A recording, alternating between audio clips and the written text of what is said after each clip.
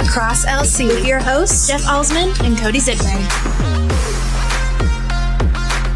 And welcome, everyone, to another edition of the A2Z Across LC podcast. I'm Jeff Alsman. Cody Zipman is alongside as well. Welcome, Cody, as always. And, well, we got a great show today. We got a great show. This is going to be really good. I got a first pitch softball right here in, an hour and 30, so we got to move this intro. Move right along. Mike's on me about looking at the mic. How you doing out there? You know, Mike, not looking at the mic, looking at the camera, you know what I mean? Owen Bitt will edit that out. I'm fresh because a lot of this right now, right? We skipped a recording, so we had a long break, me and you. So you're psyched up now. You've had a lot of recovery time from the last one. What else we got on Saturday? What's Saturday and Sunday?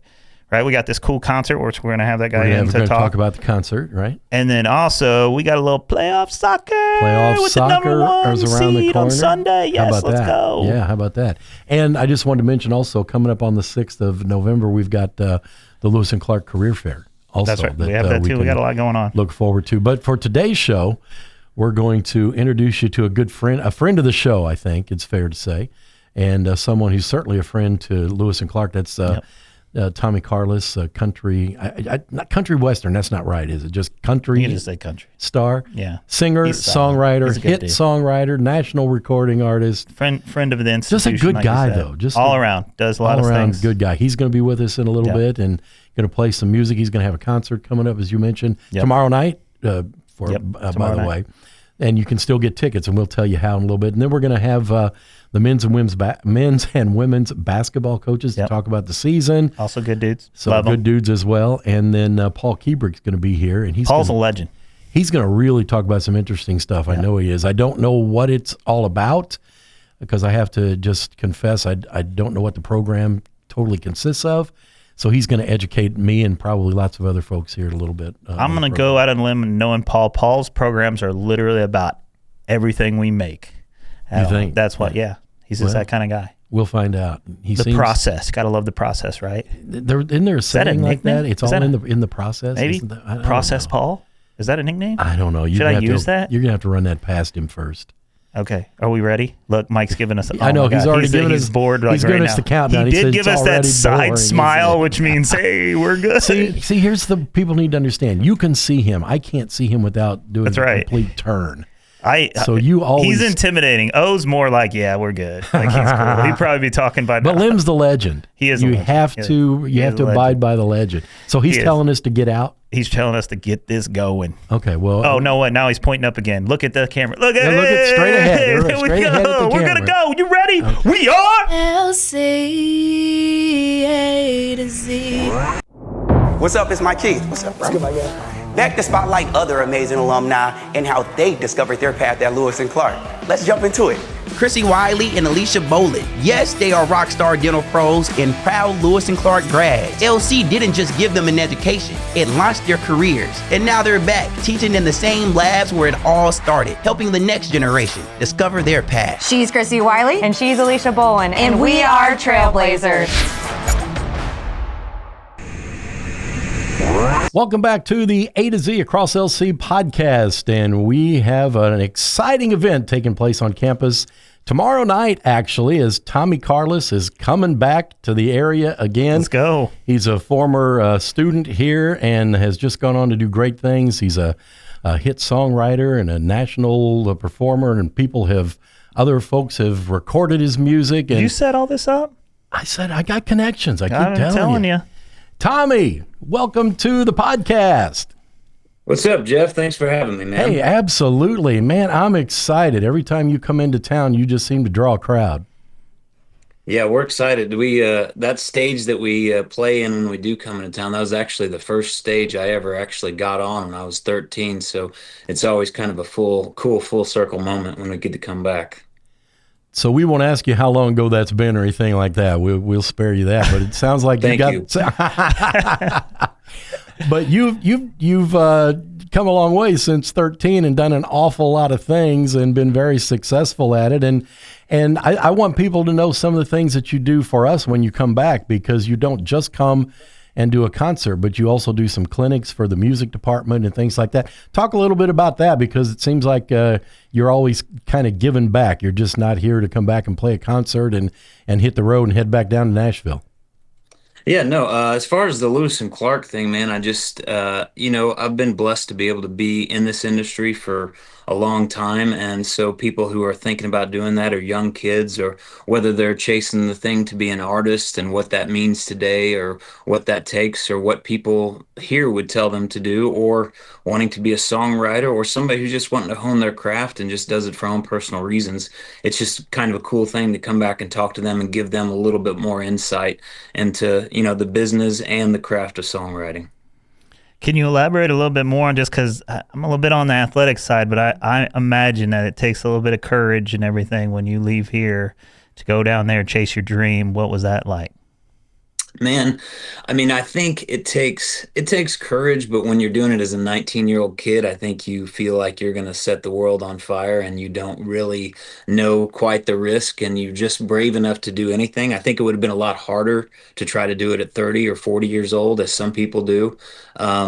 And I just had that belief and that faith, man, that was what I was supposed to be doing, that's what God wanted me to do. And so far, it's still what he wants me to do, and I'll do it as long as he wants me to do that, So correct me, and I know you've got one album out. Have you got plans for a second one? Have you already done a second one? I know one of the reasons you're back for this event is because you're working on a milestone of a number of, is it hits on YouTube or is it on Facebook?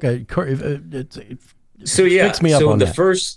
The first couple times I basically just wrote songs for others for a good 2 decades, and I had a handful of songs that I felt would have been recorded a decade earlier, and I really wanted to be out there. So that's kind of where the idea came from, along with people encouraging me to put a songwriter album out. So 4 years ago, the first time I came back to Lewis and Clark was for that album release of that first album.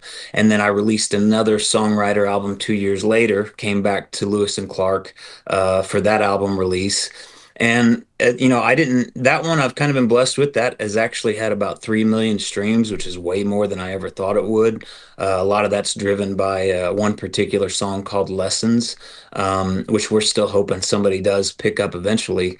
But this one is not about releasing music. This one is to celebrate as a songwriter. Since I signed with Sony, I've gotten about 300 million streams.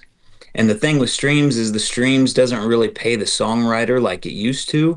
So this is kind of a way to just stop and celebrate that milestone, because it is in the top few percent of songwriters in the world. And it's one of those things that I could easily just look at and keep moving. But this job is so much about rejection that I think it's those things that you stop and celebrate, those milestones that kind of help you keep going and just keep the belief and the faith. 300 million streams. Cody, that's more viewers than we have. I know. Well, almost. Almost. Yeah. Well, I mean, yeah. No, I got it just because you're talking about that. Like, just tell me a little bit. How long's it been? You said a couple decades since you first went into the industry. Like, how's that? I was not. Go ahead. No, please. How's that changed for you? Because you've had to adapt in all that, as far as when you first started, and then now you're looking at streams and all this, and talk just a little bit more on how that's changed, and also just a little bit like getting picked up by artists. This is really intriguing to me.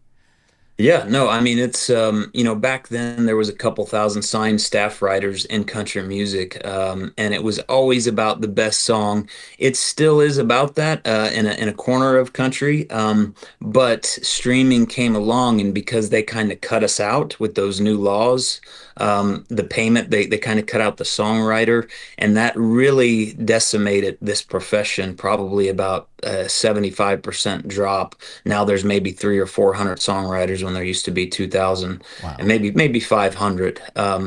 But yeah, I mean, that really hits the songwriter. So, I mean, it's really about getting radio hits these days to keep going, and just the belief in your publishers to give you a draw to live off of, to keep you connected with artists.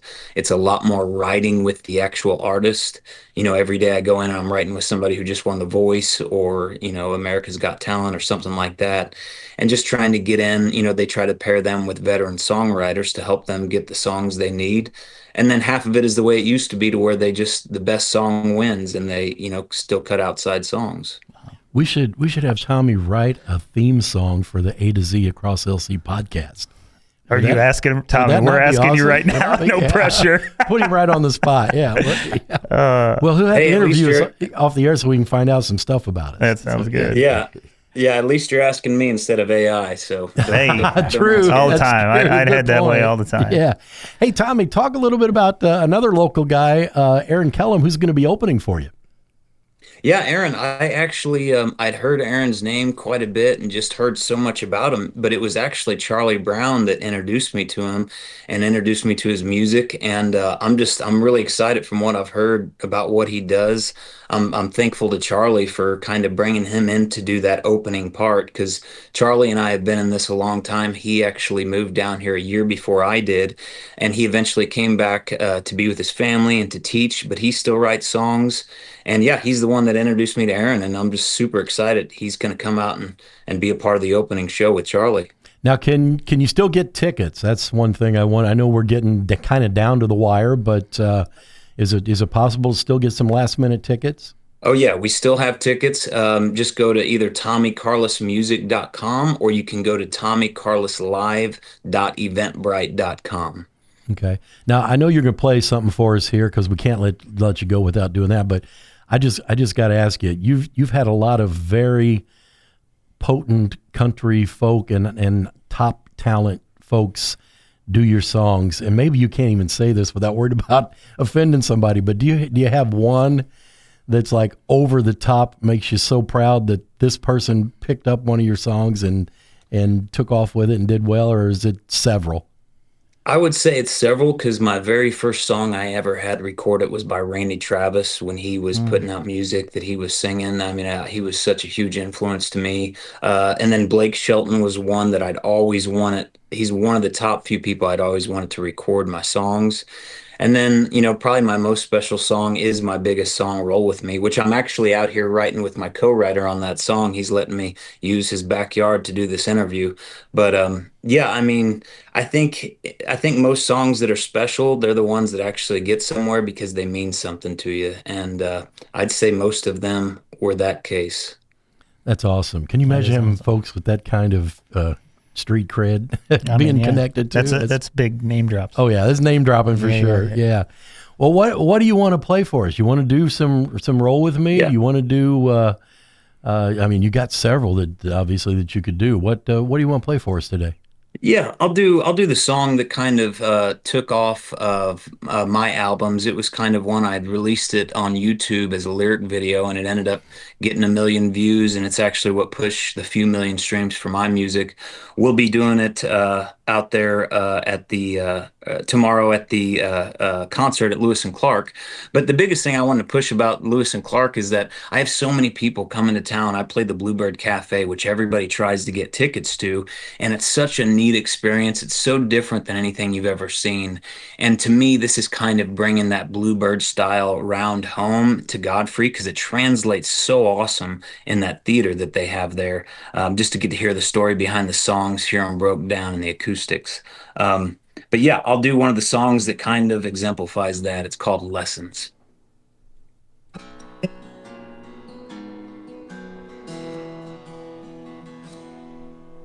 A bully won't stop till you stand up to. You ain't gonna win if you plan on losing. Sometimes a curse can be a blessing. So wait your turn and learn your lessons. Don't hold a grudge, it'll make you bitter. Don't think that money's gonna make you richer. And happiness ain't about possessions.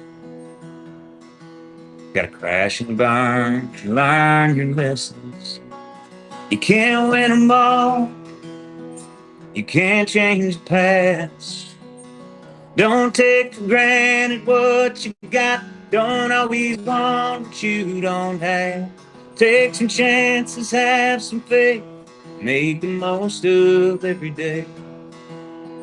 'Cause it could all be over in a second. On this day with your old man fishing, or a cup of coffee in your mama's kitchen. 'Cause life is short, time is precious. Sometimes it hurts to learn your lessons. Every choice has consequences. Take it from me and learn your lessons. Can we applaud? Can we do it? Oh, wait, Tommy. Man, appreciate that. Especially it seems like country songs, and maybe country's not the right word, maybe it's the wrong, I don't know, but you know what I'm saying. They always have such a neat story. That's all you had to say, storytelling songs. Yeah. They're my favorite. Yeah, yep. Absolutely. The ones that just, because they draw you into it. Mm-hmm. You just become part of the song. That's a good one for sure. That one, people can go out on YouTube and can see the actual video and everything that goes with that, right? Yeah, just Tommy Carlos Lessons, and it'll pop right up. You got one more? Well, first of all, can you play one more to take us out? But tell us again where we can get tickets one more time before we let you go. Yeah, basically go to Tommy Carlos Music. That's Karlas, just TommyCarlosMusic.com or TommyCarlosLive.eventbrite.com. And yeah, it's going to basically just bring in a Bluebird style hit songwriter show home to Lewis and Clark. And we want to thank Tommy because he's actually taking a break from doing songwriting right now to give us some time to do this. So absolutely appreciate that so much. So give us another one of your favorites, and we'll let you take us out with this one. Thanks so much, Tommy. Yeah, thanks so much. Appreciate you all. Thank you, Tommy. I'll play the one that I co-wrote with Clint Daniels. I'm at his house right now. Wake up in the morning, get to living my life, making sure I'm all that I can be. I went to church on Sunday and there was a moment that came. I swear it was like the Lord spoke right to me. So now I'm slowing it down and I'm looking around and I'm loving this town and I'm doing all right. Ain't worried about nothing except for the man I want to be. I'm thinking maybe it's time to be living the rhyme. I'm singing a song about nothing but right. And it sure be nice if you'd roll with me.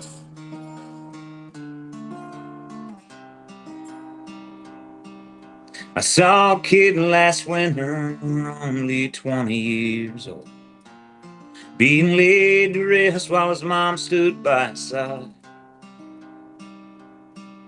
It sure was hard to watch those tears roll down her face. And it made me think how we all just have our time. So now I'm slowing it down and I'm looking around and I'm loving this town and I'm doing all right. Don't worry about nothing except for the man I want to be. I'm thinking maybe it's time to be living the rhyme when I'm singing a song about nothing but right. And it sure be nice if you'd roll with me. I wish you'd roll with me. I wake up in the morning, I get to live in my life.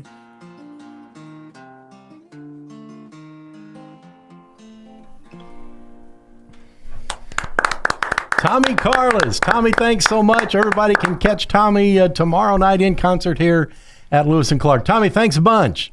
You bet, man. Thanks so much.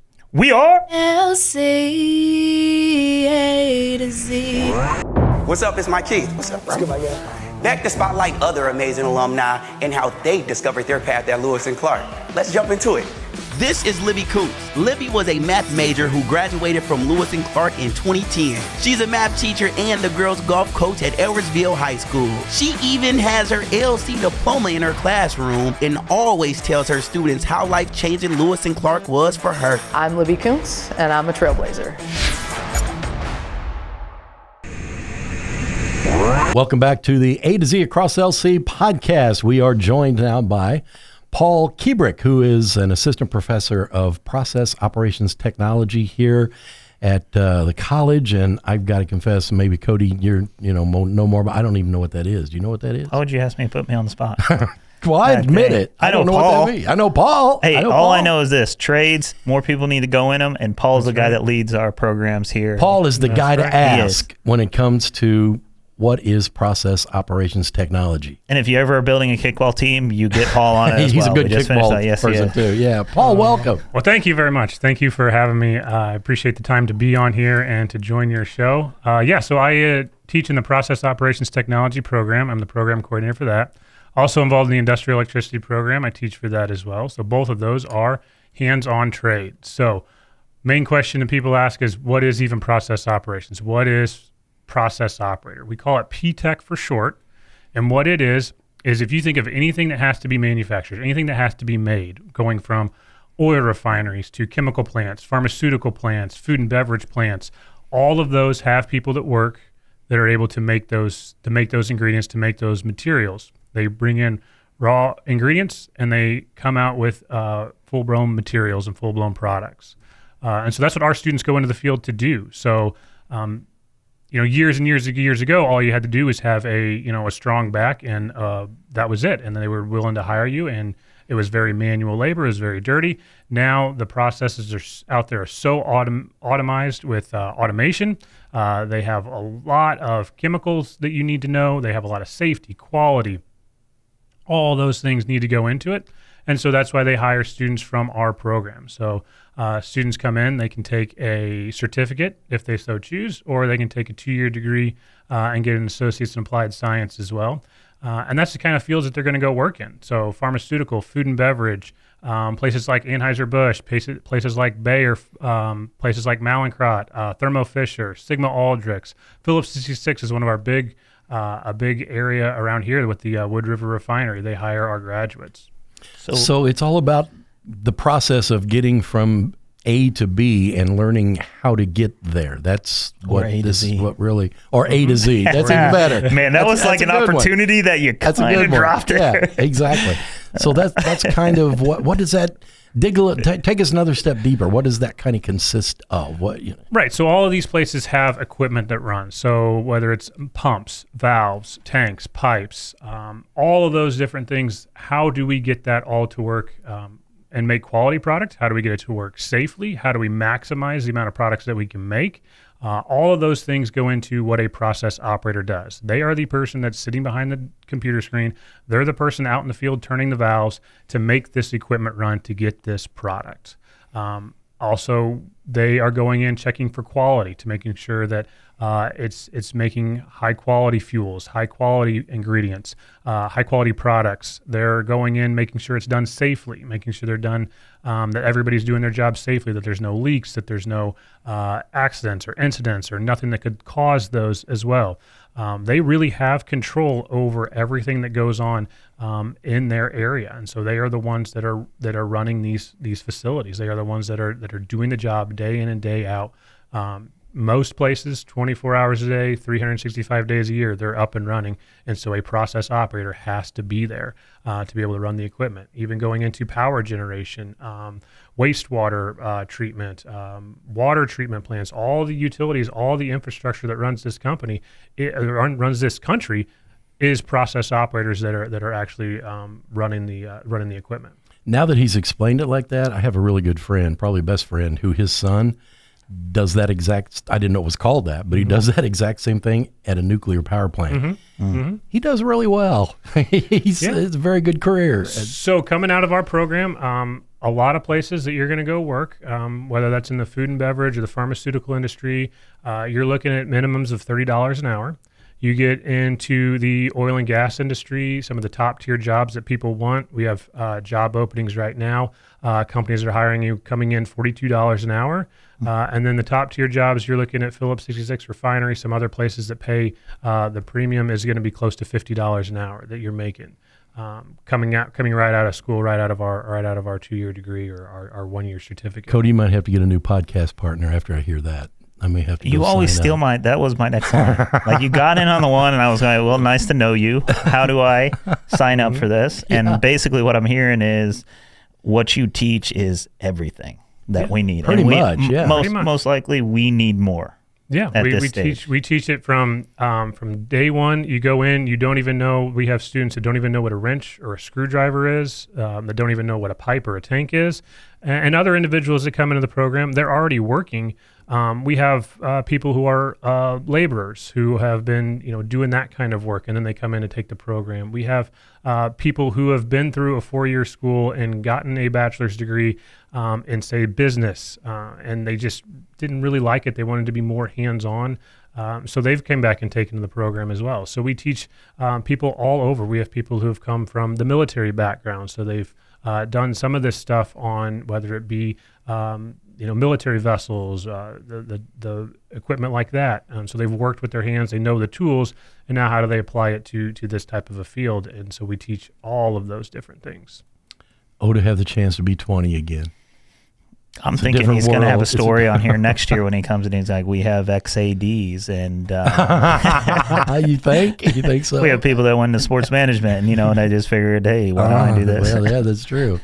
So you guys also have a big event coming up, a big open house to talk about also that's going to be going on to broaden folks' horizon to the programs, right? And kind of give them a chance to see firsthand. Does that have vendors that are coming in and things like that? So our open house is November 13th, and one thing we got to make clear is this is all down in our Edwardsville campus. So all of the classes that we teach in the process operations program, as well as industrial electricity program, those are all housed in the Edwardsville campus, so what we call our Nelson campus. So anybody who's interested in that's where my office is. That's where all of my classes are that we teach down there.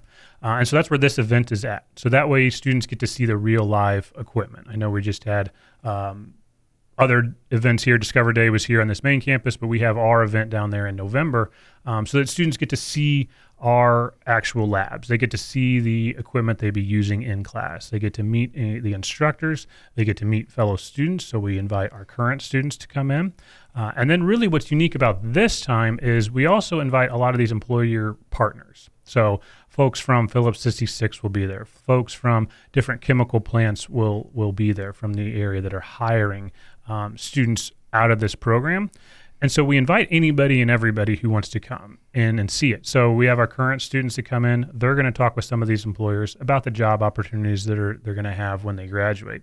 But also what's really cool is we get potential students to come in as well. And so we go out to the area high schools, invite them, tell them if you're interested in this, come on down. Not only do you get to see the campus, talk with an advisor about how to enroll, talk with me about what classes are like, but then you get to talk to the future employers as well. So all in one event.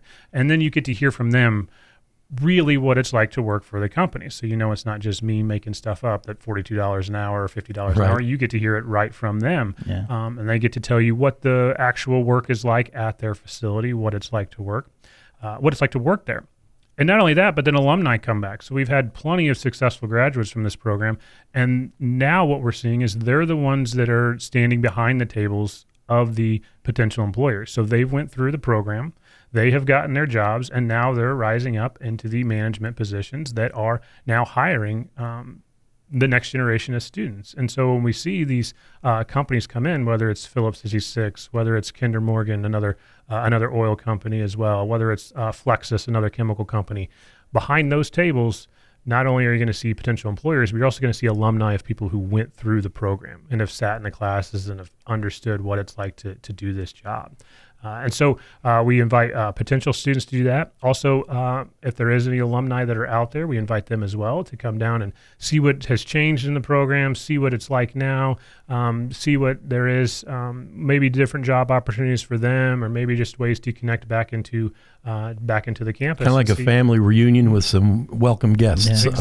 Exactly. And so we just invite anybody who's interested at all as well. And the Fab Lab down there will be open for tours. So that is open to people as well. And just anybody in the Edwardsville area that's ever driven by that says, hey, I've always seen that brick building there by the ball field, but never really knew what they did there. They're more than welcome to come in and stop by. We have advisors come in. We have scholarship representatives come in. We have people from financial aid. So anything you need to know about the college, we'll have there that evening to be able to answer any of those questions you may have. Now, you said that's November 13th. November 13th. And did you give the time? 3 to 6 p.m. 3 to 6 p.m. So we try to hit that right after high school time frame.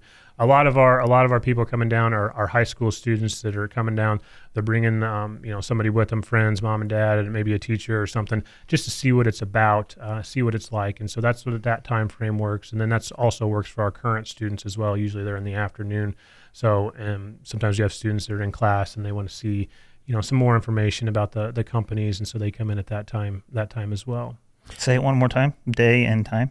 November 13th from 3 to 6 p.m. I'm writing it down with all those oil companies. I think I'm going to bring some banners up there. Oh, there you go. And am I allowed to walk around? I need some. He's going to He's going to have his no soliciting signs out for you. Is that okay, Paul? That's quite all right. I'll give him a T-shirt or a poster. That's quite all right. We'll have T-shirts too. We'll have T-shirts and some other giveaways. We'll have some refreshments and some T-shirts and stuff to give away to people that want to come in and learn more about the program as well. I suspect with a lot of instructors, they focus on a particular field or of study or a particular area of teaching, but it sounds like you have to be really well versed in a lot of different operations, let's say, to be able to instruct those classes. What's your background? So my background is, I started, so I'm a Lewis and Clark alum, so I got my associate's degree here as well. I actually was part of Lewis and Clark for a long time. My dad is an alum of the college as well, so my mom worked for the Lewis and Clark. She's a retiree, so I've been part of the Lewis and Clark family for a really long time. But after graduating here, I went on to get my engineering from Western Illinois University, so that was my major there. And then I worked in the field, so I worked in an ethanol plant, and so that's where I was. And then I worked in another ag chemical plant as well. And so that's where my start was. And so I was always in the automation side of things. And so how do we get this stuff to work automatically? A lot of the electrical and the controls side of things. And so what I ended up doing was I ended up leading projects and I ended up leading people. So I was a supervisor for a while. And so one of the things that we did at the company I was working for is we brought in interns from the Lewis and Clark P-Tech program. And that's how I ended up getting my start, was I met the folks in the P-Tech program then. So I was training the interns. And that's what I was doing, training interns, training the new hires from the program. And that's when the college reached out and said, we have this full-time opportunity. So that's when I left the field of engineering, the field as a process operator myself in the industrial field, and came into academics here at Lewis and Clark. And that was almost 9 years ago now. So I started in January of 2017. It's hard to believe it's been that long, but almost 9 years ago now that I've been here at Lewis and Clark.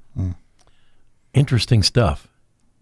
Like I say, and for me, because I did not know what... Another solid program we have. Yeah, absolutely. And with seems like a great future for the folks that go through it and move on into careers. It's, some well-paying careers and good jobs and always going to be needed. And, so...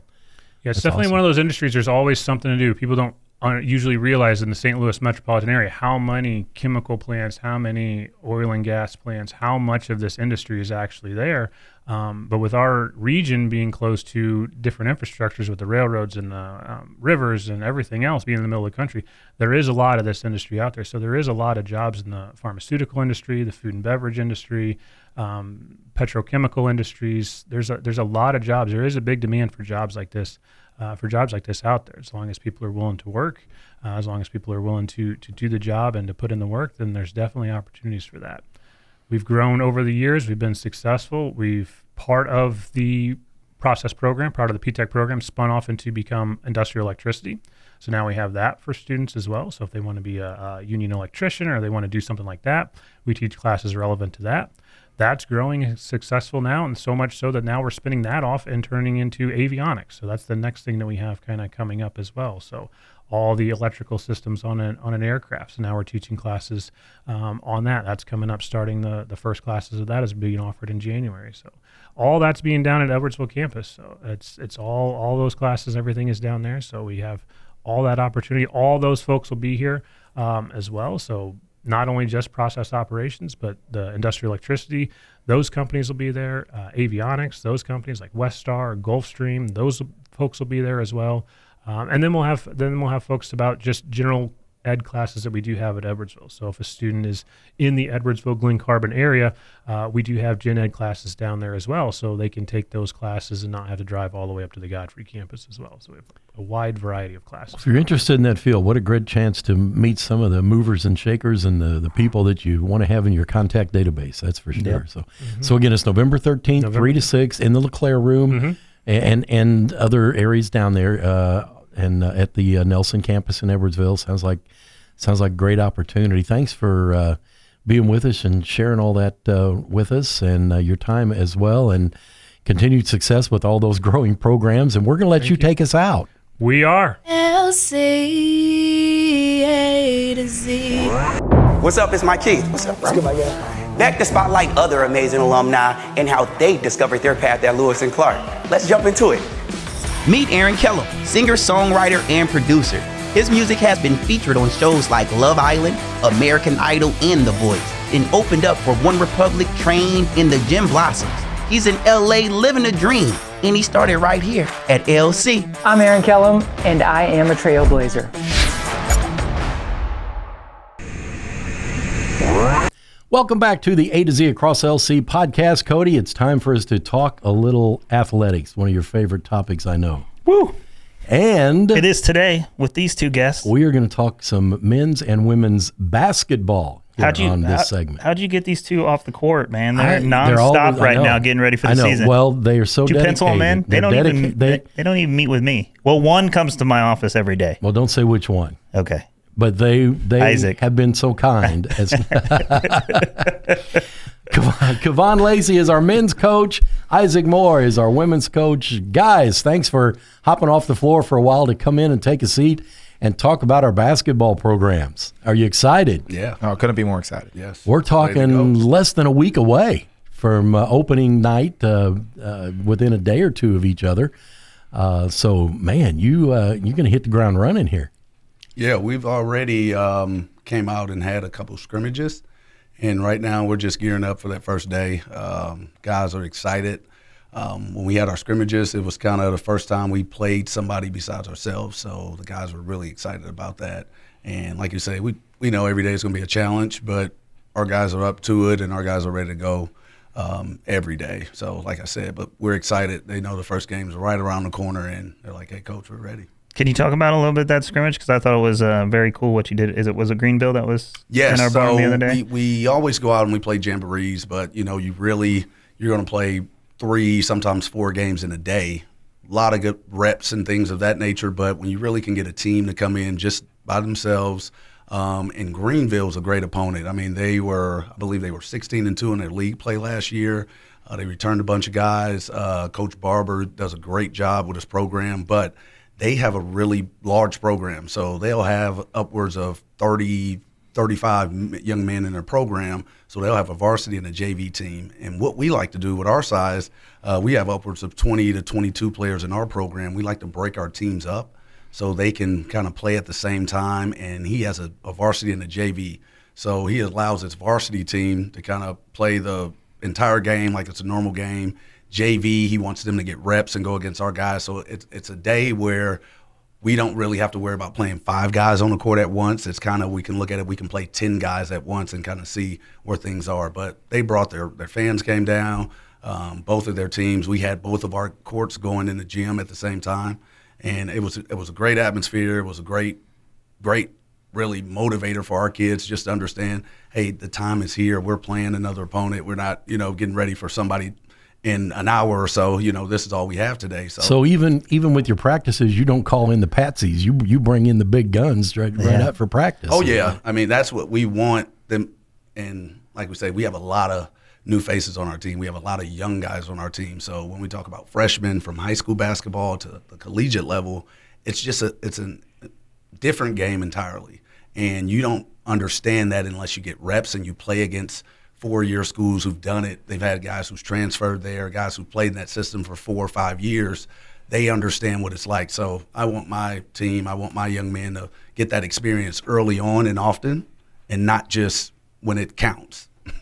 Yeah. So Isaac, you've got a whole weekend worth of things to kick off the season. Yeah. We're going to go up to Iowa in Region 11 and play Southeastern Community College and then Iowa Central. Both teams will be a good test for us. Southeastern took a year off, so they have a new young head coach that does a really good job. Then Iowa Central brought in a new coach. They have, from what I've seen in preseason, I think they'll be ranked by the end of the year. They have a player that's 6'6", a lot of talent. He brought in a ton of transfers. So, really excited about that opportunity. And Lincoln Land will be up there too. So early on, we'll get an early look at where we're both at in Region 24 play. Now, both of you guys, your home schedule doesn't start until like a week later, and Isaac, yours even a little bit farther back than that. Is that just the way things fall? And does that kind of flip-flop then for the next year when you play teams, or is it just there's no real strategy to that? It just happens? Yeah, we kind of flip-flop a little bit. We have some teams that we like to play yearly, whether it's home and home or, they come to our place every year. And we're going to open up actually with Principia on November 4th. And that's one where I think it's the last 3 years they've come down to our place and played. But we kind of flip-flop it a little bit, but we really like to let our guys go out and play on the road first to really get that experience. And that's where our first game, we're actually opening up November 1st down at Jefferson County. And that's going to be an exciting one for us. Yeah, when we schedule, there's a few things. Number one, I always want to try to recruit when I'm on the road. So I like to go out, and if there's players that we're recruiting from Chicago or Michigan, it's a good time to get them to come and watch us play on the road so they don't have to drive as far. The second thing is awesome for 4-year coaches. So we're going on the road. We're going to go up to Michigan. We're going to stop at a Division II school, and we're going to practice in front of their coaches there. So it's a great opportunity for our players. And then now that we've done fundraising, I always like to go on the road because I think the team gets a lot closer together when you have those overnight trips. When you're playing 2 games in 2 days, you have to move on fast. It's really difficult when you have 3 games, 3 different scouts, 3 different opponents, all in a back-to-back, and you have to play your roster. You're going to have to play, people are going to play some minutes more than others, some days more than others. And like Coach was just talking about the difference with high school and college, we change our roster all the time. We're changing the starters every other day. Some days you play 25 minutes a game. Some days it's only 10. And in high school, a lot of times, if you're not starting, you're probably not going to start the whole year. There's some politics and whatever. In college, it's a grind. We have 31 games. It's really packed on top of each other. So I like going on the road. I think it builds some adversity. It builds some character. As a Region 24 team, I think we can represent our region really well when we go up and play Region 4 teams, Region 11, and Region 12 as well this year. So I know that Carrie and the conference really likes it when we do that because it reflects well on how good our conference is if we can go up and compete with some of those teams. These guys are always strategic, aren't they, Cody? They are. That's why I like them. One, they push everybody that we have, and I agree 100% when they go on the road. Is just we're hunting, actually, to tell you the truth, to the credit of the entire coaching staff, we're hunting those more elite teams as far as where we go, and we don't want to pack our schedule with just the pushover teams. I don't know if I should say that on the air, but really, tell you the truth, we like to go and play that high competition because it really is about onboarding and offboarding the kids, and we have 2 years to do that because we know their journey doesn't end with us. So I'm very proud of these guys for what they do. So let's start with Kavan and just kind of give us a highlight of what or an overview of the season ahead and what your expectations are and how things look from what you've seen so far. High expectations, and I don't want to say that. I have a bunch of different angles from that, but just coming in, we have a group of core guys that we brought back that really know and understand what we like to do as far as the style we play, our philosophy, the teams that we schedule, how we want to play those teams. But like I say, high expectation because we brought in a lot of talent. And with talent, there's going to be high expectations, but it's bringing our guys together to play as a cohesive group. That's our main focus. And when we're doing that, like the sky's the limit. And that's what my expectation is that we're going to be a really cohesive group. We're going to play for each other, the brotherhood that we have. Our guys are understanding that, hey, at this level, it can't just be one person who does it. It can't be 2 people. The coach can't control everything. It has to be a cohesive group, a collective group. And that starts from the top down. We talk about our leadership from Cody. Every day we get to see it. So our guys are seeing Cody, seeing our coaches, seeing Coach Moore, seeing Jenna, John, guys around our program really progress and really get their teams as playing as one cohesive unit.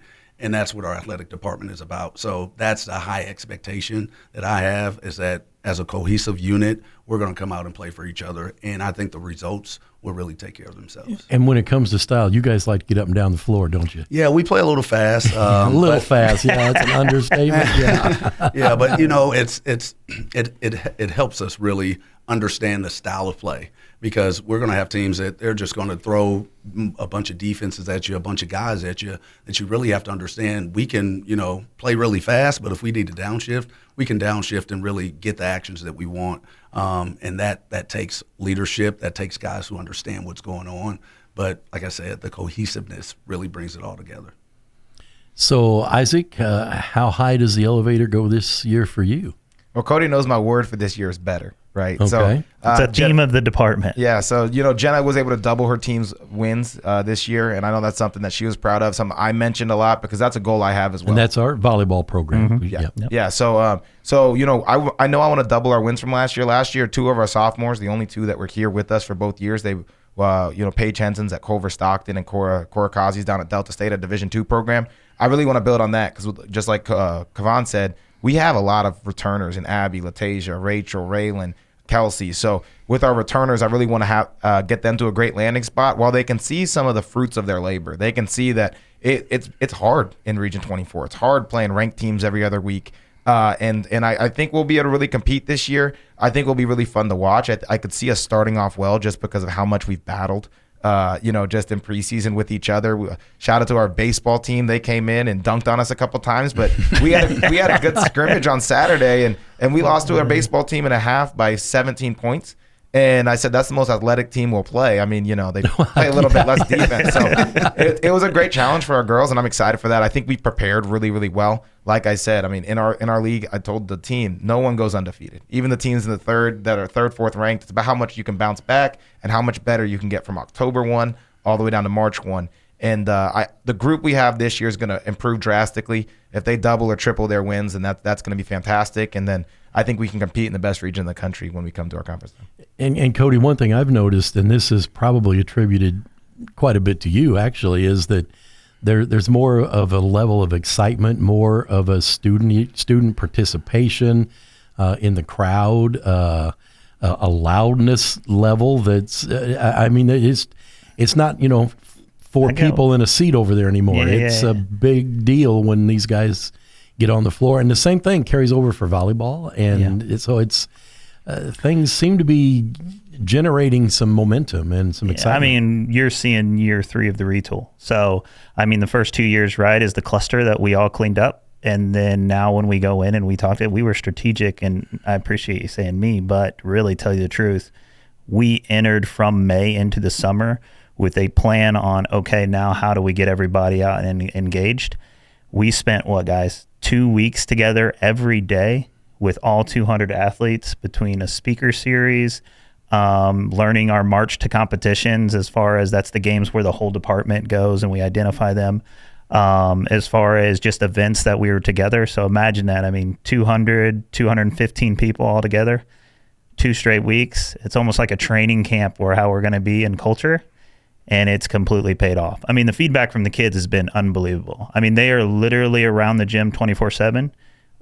We don't have to march to competitions. We can just simply say, hey, opportunities to support, and they're in the crowd. We have support teams now for, we call them sister teams, right? So like volleyball and women's basketball, they support each other as far as just the support ops when it comes to games. So you already are having that built-in crowd. The softball team and the soccer teams, we work together. Men's basketball and golf and baseball are going to work together. So, I mean, really tell you the truth, you're seeing a culture shift in year 3 of we've hit the peak of the mountain and now we're getting ready to sprint. And it's really, tell you the truth, it's just really exciting. I like it when I see a whole bunch of people that are just into what we're doing.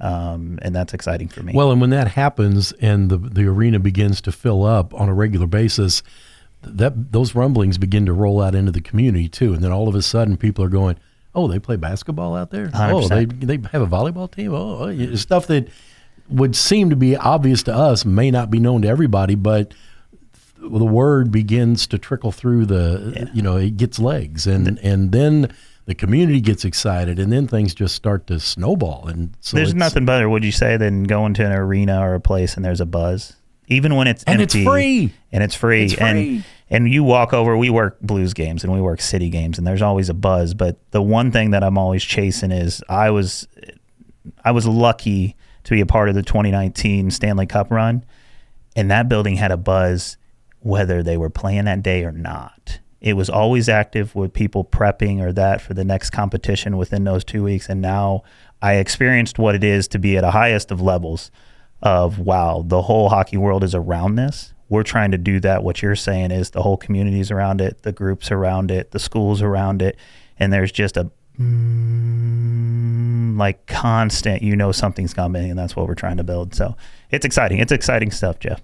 So if you're out there and you're looking for something to do to bring the kids, bring the family, and have some fun, especially if you like basketball, what a great opportunity. It doesn't cost you anything unless you come out and spend something at the snack machine or something like that. But what a great chance to see some upper level talent on the floor and spend an evening and not spend a lot of money and just and then come and feel like part of the program. Maybe you take home a T-shirt or something like that. But it's just neat to see things that are beginning to take shape, as you say, as you're going through your retool. So it must be rewarding to all you folks, all you guys that are participating in that, because there's nothing better as a coach than to have a full other side of the room that's got your back and standing and making noise and yelling at the other team and all that, the whole thing. It's a lot easier than a gym that just echoes when the ball bounces on the ground, isn't it? So it's 100%. I always tell my players, they earn the right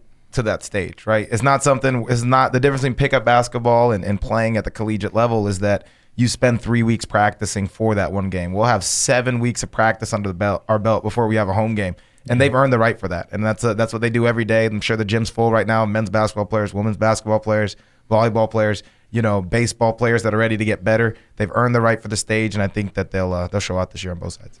So we're a week away from the road opening games, and then just a little bit beyond that for the home opener. So let's pack the house. If you're out there and looking for something to do, look at the schedule on the website, pick out a game or two, and just come out and try it out and see what kind of show these guys can put on for you. Thanks, guys, for coming in. It's been fun. Absolutely. Good luck to you for the season. Thank you. And double that win. That's the goal, right? Yeah. Double or triple. We'll see what happens. Double or triple. Oh, you just raised the stakes. Here we go. Oh, we've got that recorded now. All right. Why don't you guys you take us out? You know how to do the "we are" thing. We always do that when we head out. So you can just look at each other and say "we are," and we'll be gone. We are. LC A to Z.